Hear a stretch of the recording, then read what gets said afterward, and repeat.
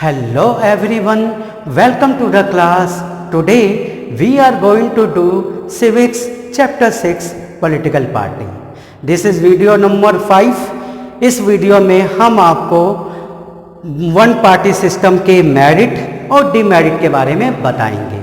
One party system means one party system का मतलब यह होता है ऐसी कंट्री जहां सिर्फ एक ही पॉलिटिकल पार्टी हो, उसके अलावा कोई दूसरी पार्टी ना हो, कोई दूसरी ऑर्गेनाइजेशन ना हो, कोई दूसरे इंस्टीट्यूशन ना हो। मतलब इलेक्शन में सिर्फ एक ही पार्टी इलेक्शन फाइट करेगी, वही पार्टी गवर्नमेंट बनाएगी, कोई दूसरे पार्टी को गवर्नमेंट बनाने का चांस नहीं मिलेगा। ऐसे सिस्टम को हम वन पार्टी सिस्टम कहते हैं। जैसे कि फॉर एग्जांपल चाइना में क्या है बेटा, कम्युनिस्ट पार्टी है, ठीक है, communist party of China. Communist party के अलावा चाइना में कोई दूसरी पार्टी नहीं है। तो वन पार्टी सिस्टम के हम मेरिट और डिमेरिट बताएंगे। तो वन पार्टी सिस्टम के मेरिट में फर्स्ट पॉइंट क्या है, decisions are taken quickly and efficiently.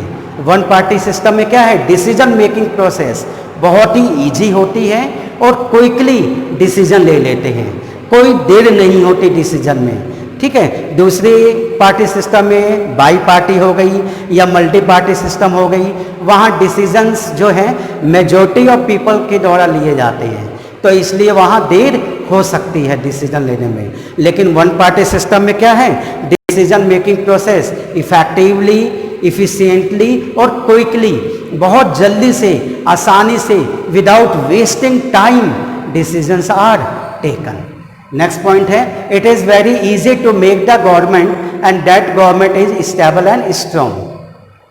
One party system में क्या है, गवर्नमेंट मेकिंग प्रोसेस जो है बहुत ही इजी है, आसान है। क्यों है, क्योंकि कोलिजन गवर्नमेंट बनने के चांस नहीं होता, सिर्फ एक ही पार्टी की गवर्नमेंट बनेगी। और वो गवर्नमेंट क्या होती है, स्ट्रॉन्ग गवर्नमेंट होती है और स्टेबल गवर्नमेंट होती है, ठीक है। जब भी गवर्नमेंट बनी, गवर्नमेंट 5 साल तक गवर्नमेंट बनी रहेगी, 5 साल से पहले गवर्नमेंट हिल नहीं सकती। जैसे कि दूसरी फॉर्म ऑफ गवर्नमेंट में गवर्नमेंट डिक्लाइन भी हो सकती है, डिसॉल्व भी हो सकती है।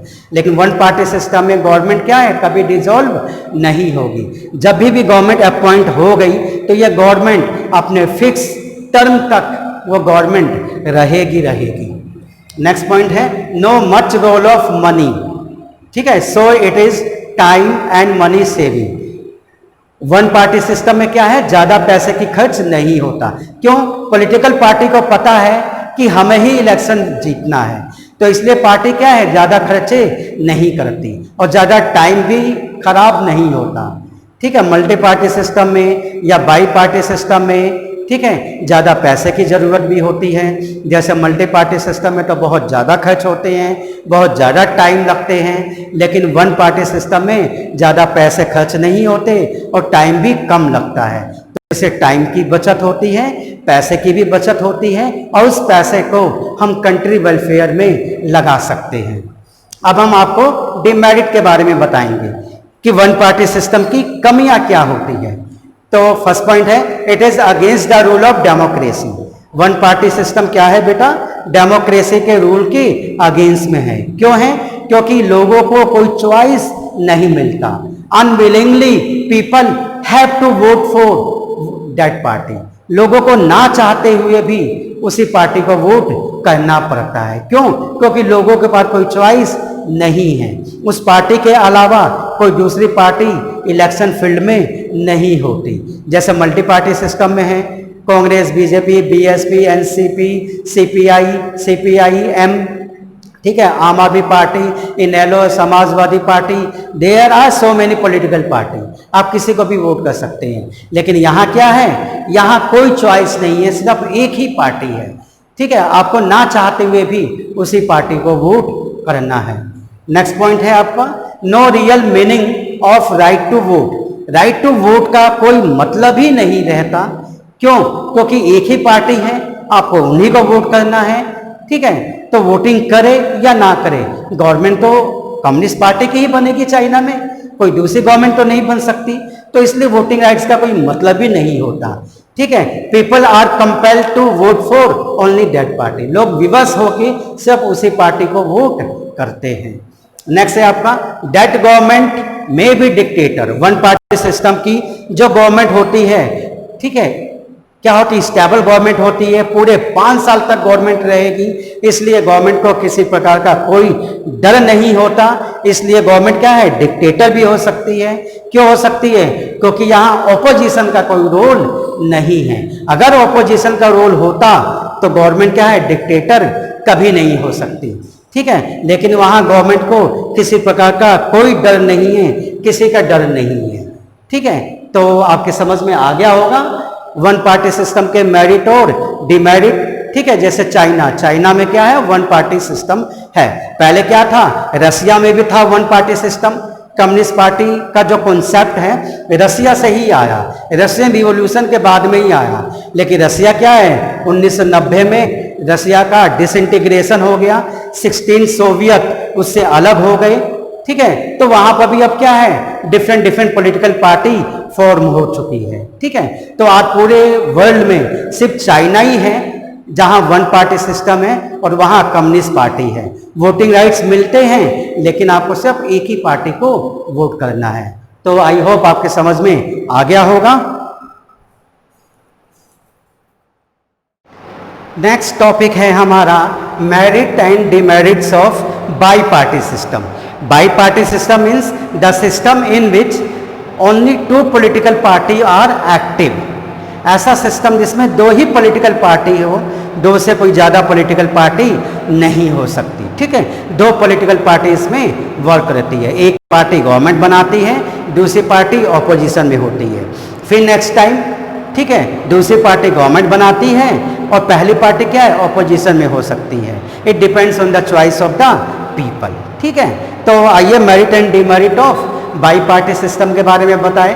By party system merits, it gives fair chance for competing party to come to power. Bi party system में क्या है, पार्टी को फेयर चांस मिलता है। क्यों? थोड़ा बहुत कंपटीशन होता है, ज़्यादा नहीं कहेंगे लेकिन फिर भी थोड़ा बहुत कंपटीशन होता है। क्यों? क्योंकि 2 पार्टी क्या है, इलेक्शन फील्ड में है। 2 पार्टी इलेक्शन फील्ड में है तो पब्लिक एक पार्टी को वोट कर सकती है या दूसरी पार्टी को वोट कर सकती है, तो थोड़ा बहुत फिर भी कंपटीशन होता है।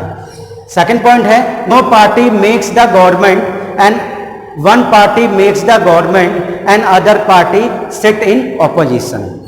इसमें क्या है, बाई पार्टी सिस्टम में एक पार्टी गवर्नमेंट बनाती है और दूसरी पार्टी ऑपोजिशन में बैठती है, या नेक्स्ट टाइम हो सकता है कि दूसरी पार्टी गवर्नमेंट बनाए और पहली पार्टी क्या है, ऑपोजिशन में बैठे।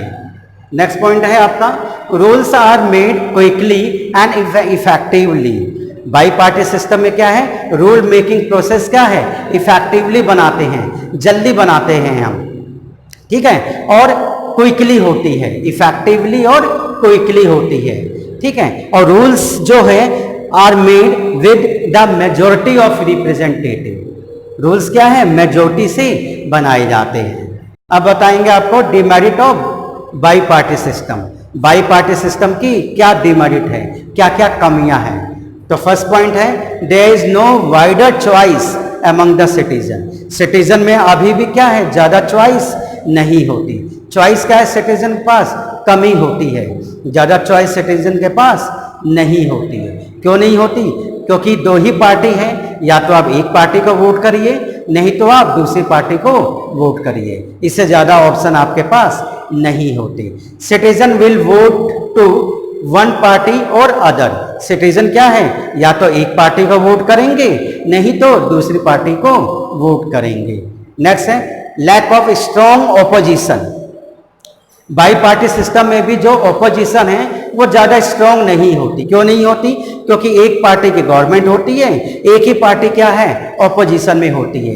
एक पार्टी कभी अपोज कर भी सकती है और कभी नहीं भी कर सकती। अगर ज़्यादा पॉलिटिकल पार्टी होती है तो ऑपोजिशन बहुत ज़्यादा स्ट्रॉन्ग होता है। अगर ज़्यादा पॉलिटिकल पार्टी नहीं होती, 2 ही पॉलिटिकल पार्टी है, तो फिर भी ऑपोजिशन ज़्यादा स्ट्रॉन्ग नहीं होता। नेक्स्ट पॉइंट है आपका लैक ऑफ स्ट्रॉन्ग ऑपोजिशन। तो आप समझ गए लैक ऑफ स्ट्रॉन्ग ऑपोजिशन, ठीक है। और नेक्स्ट में आप लिख सकते हैं, एग्जाम्पल लिख सकते हैं कि बाई पार्टी सिस्टम किन किन कंट्री में है। तो बाई पार्टी सिस्टम कहाँ है? ब्रिटेन में है। ठीक है, ब्रिटेन में 2 ही पार्टी है, लेबर पार्टी और डेमोक्रेटिक पार्टी। कौन कौन सी पार्टी है? लेबर पार्टी और डेमोक्रेटिक पार्टी। दूसरा एग्जांपल आप दे सकते हैं अमेरिका का। अमेरिका में भी 2 पार्टी है, रिपब्लिकन पार्टी और सोशलिस्ट पार्टी। कौन कौन सी पार्टी है? रिपब्लिकन पार्टी और सोशलिस्ट पार्टी। रिपब्लिकन पार्टी की गवर्नमेंट होगी तो सोशलिस्ट पार्टी ऑपोजिशन में होगी, सोशलिस्ट पार्टी की गवर्नमेंट होगी तो रिपब्लिकन पार्टी ऑपोजिशन में होगी। तो आई होप आपके समझ में आ गया होगा ये। अब हम आपको बताएंगे merit and demerit of multi party system. You know multi party system? Multi party system means the system in which so many political party are contesting election. ऐसा सिस्टम जिसमें ज्यादा पॉलिटिकल पार्टी हो, 2 से ज्यादा पॉलिटिकल पार्टी हो, उसको कहते हैं multi party system. For example जैसे इंडिया में क्या है? Multi party system. यदि आप किसी भी कंस्टिट्यूंसी की यहाँ बात करेंगे तो किसी भी कंस्टिट्यूंसी में वहाँ नहीं भी कम से कम 15 से 20 लोग इलेक्शन फाइट करते हैं। तो 15 से 20 लोग इलेक्शन फाइट करते हैं। They belong to different political party. और कुछ लोग ऐसे भी होते हैं जो किसी पार्टी से बिलोंग नहीं करते, वो क्या होते हैं? इंडिपेंडेंट कैंडिडेट होते हैं। ठीक है, तो इंडिपेंडेंट कैंडिडेट के रूप में भी आप इलेक्शन फाइट कर सकते हो। तो मल्टी पार्टी सिस्टम का मतलब होता है जहां 2 से ज्यादा पॉलिटिकल पार्टी इलेक्शन में फाइट करती है। ठीक है, जैसे इंडिया में मैंने आपको पहले भी बताया कि इंडिया में 6 मेजर नेशनल पार्टी हैं हमारी। 6 तो नेशनल पॉलिटिकल पार्टी हो गई, और स्टेट पार्टी तो हर स्टेट में अपनी अपनी अलग अलग पार्टियां हैं। तो कुल मिला के बहुत ज्यादा पॉलिटिकल पार्टी हो गई। ठीक है, तो बहुत ज्यादा पॉलिटिकल पार्टी हो गई तो they all are contesting election. सभी इलेक्शन फाइट करती है। ठीक है, तो इलेक्शन में अगर बहुत ज्यादा कैंडिडेट है, बहुत ज्यादा पॉलिटिकल पार्टी है, तो देखिए लोगों के पास कितना चॉइस मिलेगा, लोगों को चुनने का अधिकार मिलेगा, राइट टू चूज मिलेगा। ठीक है, जरूरी नहीं है कि you are voting for only 1 party system. ठीक है, you are voting for only Congress या you are voting for BJP. जरूरी नहीं है कि कांग्रेस और बीजेपी को वोट करिए, आप किसी थर्ड पार्टी को भी कर सकते हैं, किसी नेक्स्ट पार्टी को भी कर सकते हैं, या दूसरी पार्टी को भी आप कर सकते हैं।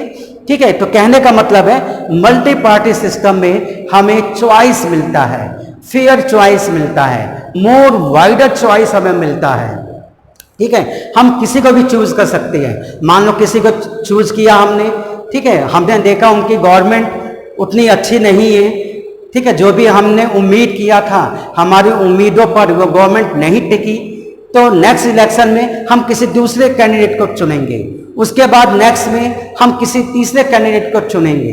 तो कहने का मतलब है यहाँ वाइडर चॉइस हमें मिलता है। मल्टी पार्टी सिस्टम में क्या है? वाइडर चॉइस मिलता है। ठीक है, तो फर्स्ट पॉइंट है merit of multi party system का। फर्स्ट पॉइंट है it represent the true spirit of democracy. Multi party क्या है? ट्रू स्पिरिट ऑफ डेमोक्रेसी को रिप्रेजेंट करता है, because people have wider choice, क्योंकि लोगों के पास क्या है? वाइडर चॉइस है। ठीक है, so many political party are contesting election. ठीक है, 2 से ज्यादा या अधिक पॉलिटिकल पार्टी क्या है? इलेक्शन फाइट कर रही है। तो हमारे पास चॉइस भी क्या है? बहुत ज्यादा है। नेक्स्ट पॉइंट है this system creates check and balance on the government.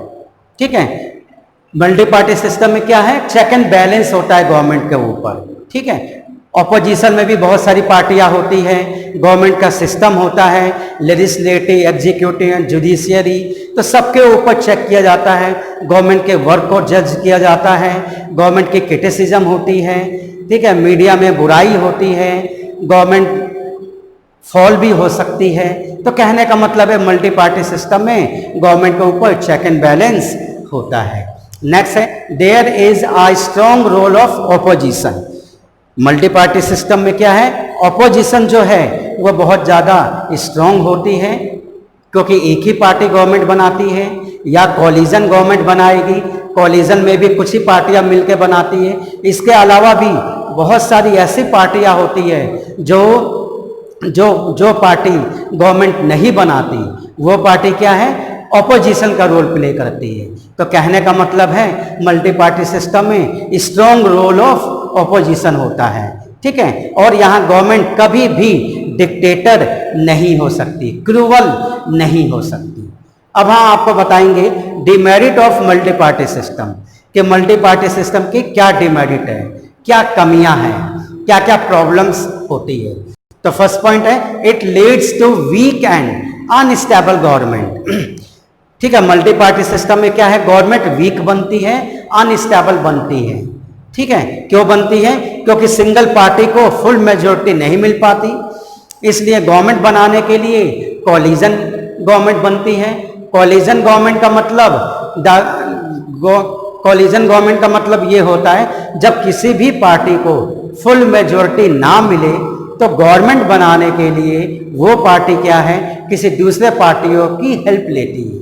तो किसी दूसरे पार्टी की हेल्प से जो गवर्नमेंट बनती है उसको कहते हैं कोलिजन गवर्नमेंट। और कोलिजन गवर्नमेंट जब भी होती है तो स्टेबल और नहीं होती, ठीक है, अनस्टेबल होती है, वीक गवर्नमेंट होती है। क्यों, क्योंकि आपको जितने भी पॉलिटिकल पार्टी का सपोर्ट है, जितने भी मेंबर हैं, उन सभी मेंबर को आपको हैप्पी करना होता है, उन सभी मेंबर को लेके आपको काम करना पड़ता है, जो कि एक बहुत टफ सिचुएशन है। जैसे हमारी कंट्री में यूपीए गवर्नमेंट थी, यूनियन प्रोग्रेसिव एलियंस, जिसमें कांग्रेस क्या है बिगर पार्टी थी, और कांग्रेस के अलावा बहुत सारी पार्टियों का योगदान था, और उनके बेस पर ये गवर्नमेंट बनी, तो इसलिए इसको यूपीए गवर्नमेंट कहते हैं। नेक्स्ट है आपका decision making process takes more time and leads to delay. Multi party system में क्या है, डिसीजन जो होते हैं, डिसीजन मेकिंग प्रोसेस बहुत ही डिले होता है, बहुत देर होती है, ठीक है। क्यों, क्योंकि बहुत सारे प्रोसीजर होते हैं, यहाँ रूल्स जो है मेजॉरिटी से बनते हैं, तो इसीलिए डिसीजन मेकिंग जो है वो बहुत ज़्यादा स्लो है इसकी। नेक्स्ट है आपका there is more role of money and muscles power, ठीक है। मल्टी पार्टी सिस्टम में क्या है, मनी और मसल्स पावर एक मेन रोल प्ले करते हैं, बहुत ज़्यादा पैसे की खर्च होता है इसमें, ठीक है, इलेक्शन कंपेनिंग में, ठीक है, इलेक्शन प्रचार में बहुत ज़्यादा खर्च होता है।